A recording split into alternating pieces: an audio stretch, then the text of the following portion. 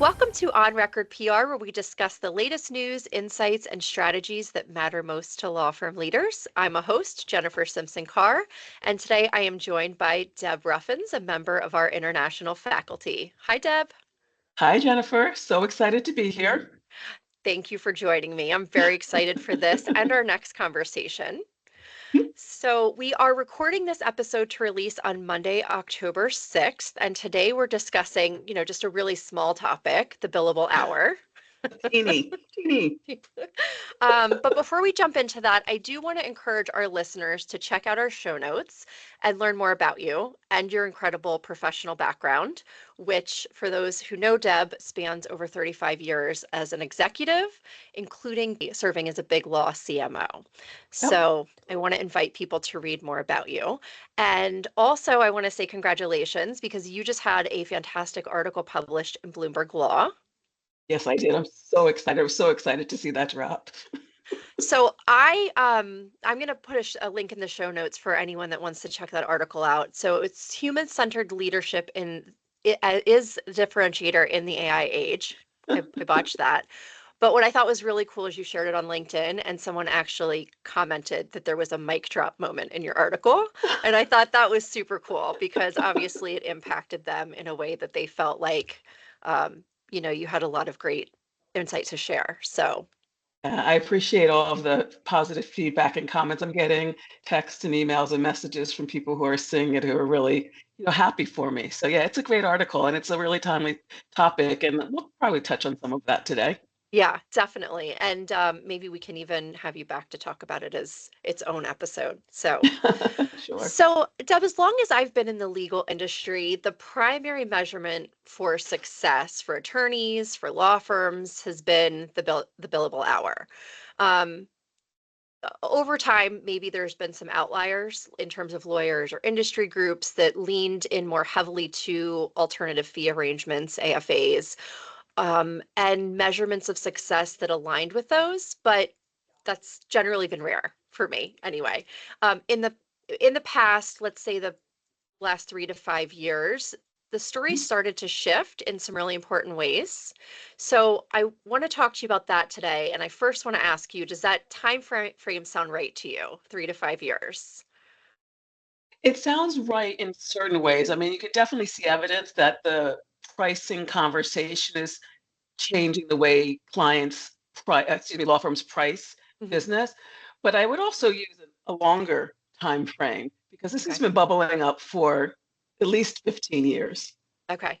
All right. And so many law firms generally still see revenue growth through the lens of the billable 100%. hour and immediate demand creation.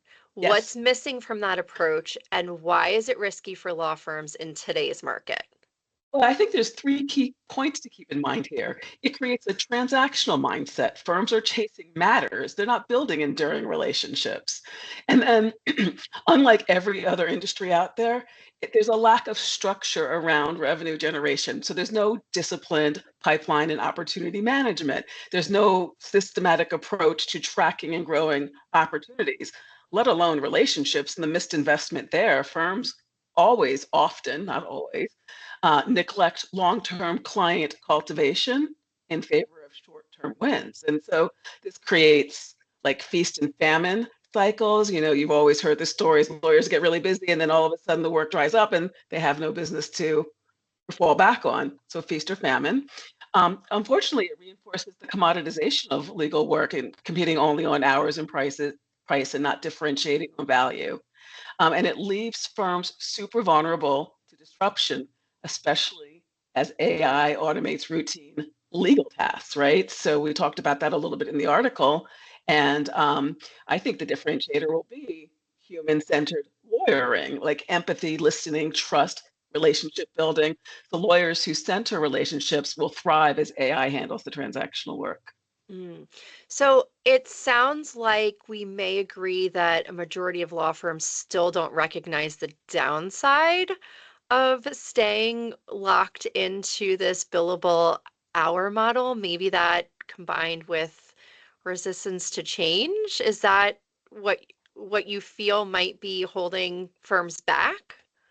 I think they recognize the pressure. I mean, having been inside big law firms for many years, I know they feel the pressure. And I think many of them are grappling with what to do about it. That's why they are exploring different types of business development programs like industry go to market or client teams to reinforce more collaborative behaviors to grow revenue.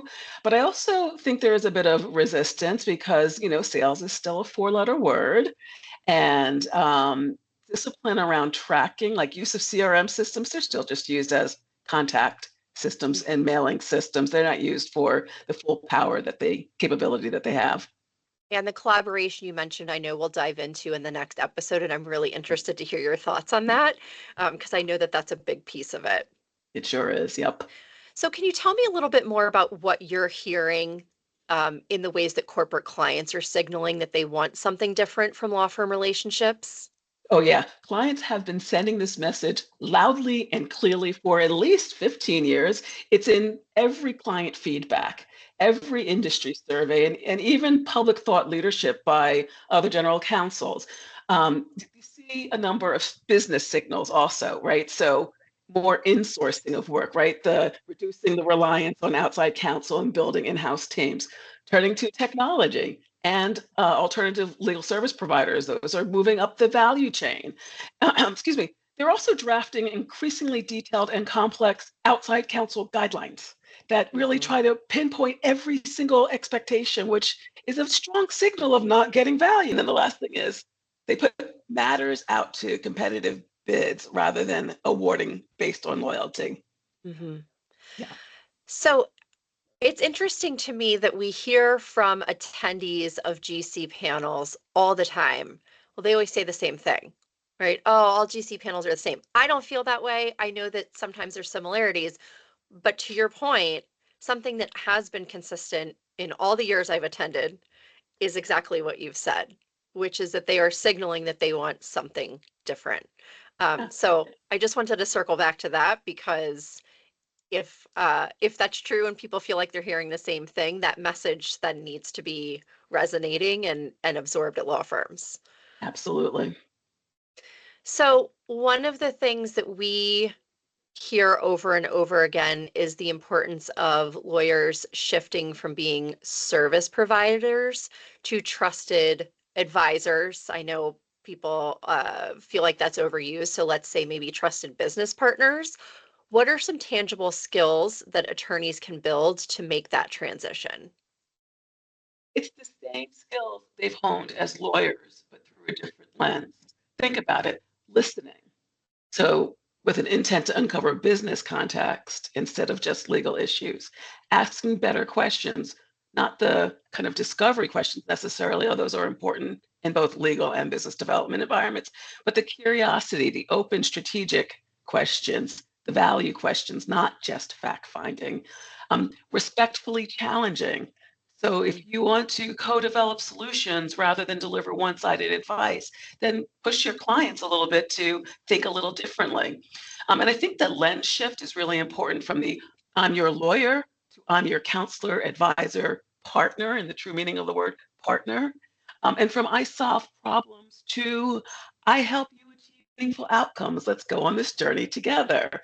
I think that practically lawyers need to spend more time on reflection and preparation of think deeply before they have these first conversations about what to say and how to say it so they can engage from a different lens, and then be open to dialogue, maintain ongoing open dialogue, maintain continuous other centered conversations focused on client success, both professionally and personally. That'll have an incredible impact on building trust beyond the matters and staying engaged between matters. And it ultimately positions lawyers as indispensable partners, not interchangeable service providers, which selling on hours, quantity. Yes. Yes. Yeah. And it's interesting too to me because we've had some incredible GCs on our podcast. Alex Lima at Westco, Bill Heller from the New York Giants. And one of the biggest transitions, that resonated with me or that kind of I took away from those conversations is their transition from private practice to in-house counsel, and that they, as the in-house counsel, had to shift that mindset or Yes, that they lens did. of Yes, they did. providing legal guidance to having a business focused mindset. So it really does help especially attorneys in transition, Yep. make an even bigger impact at their Yep. companies. I mean, I'm so glad you said that because one of the in-house counsel I follow is my friend Eric Greenberg Dotson at Cox Media now. He writes a lot on AI, and he also just had an article published in Bloomberg Law. And he talks about all of these things, but it really highlights the fact that clients are not loyal by default. They expect efficiency and innovation and value, and they will move their work if they don't see it. Like so, law firm lawyer words and actions need to align, right? They're the buyers are pushing a structural shift in how they buy legal services, so you have to adapt. So let's take a break here for a message from our sponsor. And when we get back, I'd love to get a piece of advice from you that law firm leaders can take away from this conversation. Sure thing. This episode is brought to you by Furia Rubel Communications, a public relations and marketing agency serving law firms and businesses worldwide. With an expert team positioned throughout the U.S. and supported by an international faculty, Furia Rubel enhances our clients' brands through integrated communications by providing expert guidance in crisis management and high-profile litigation, protecting brand and reputation, and supporting internal marketing teams. To learn more, visit furiarubel.com. So, Deb, we're back from our sponsor message. And if you could give one piece of advice to law firm leaders who are tuning in today, who know they need to start moving in this direction, but really aren't sure where to begin, what would that one piece of advice be? Listen to the clients. That's a big statement, but like I said, clients are signaling loud and clear. So be brave and take the first steps to do what they are asking. It might require a fundamental rethinking and approach to the structure of law firms and service delivery. But the firms that figure it out first, who are truly responsive to delivering the value that clients expect in the way they expect through collaboration, through technology, through teams, will differentiate themselves in this increasingly competitive market. That's great advice. Starting with listening, Mhm. listening and acting.